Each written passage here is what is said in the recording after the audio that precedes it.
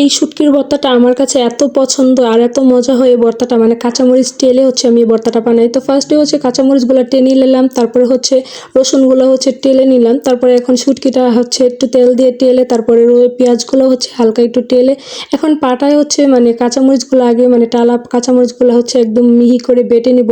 আর এই ভর্তাটা অনেক মজা, আমি আগে খেতাম না, মানে এটা আমি শ্বশুর বাড়িতে এসে খাওয়া শিখছি বা বানানো শিখছি।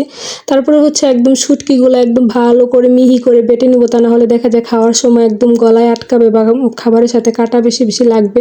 তারপরে রসুনগুলো মানে টালা রসুনগুলো বেটে নিব, এটা রসুনটা আমার খুবই ভালো লাগে।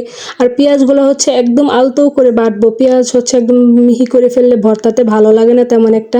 তো এখন লবণ দিয়ে ভালো করে মাখিয়ে নিব। তো এখানে যদি একটু শেষে মানে ভর্তা শেষে যদি একটু ভাত মাখিয়ে খেয়েও যেত তাহলে তো ভালোই ছিল, কারণ এটা সকালের জন্য বানাইছি, মানে বউ ভাতের সাথে খাবো, তো বউ ভাত চুলায় বসায় তারপর ভর্তাটা বানাইছি, তা না হলে একটু মাখিয়ে খেতাম। আর কার কার শুটকির ভর্তা পছন্দ অবশ্যই কমেন্ট করে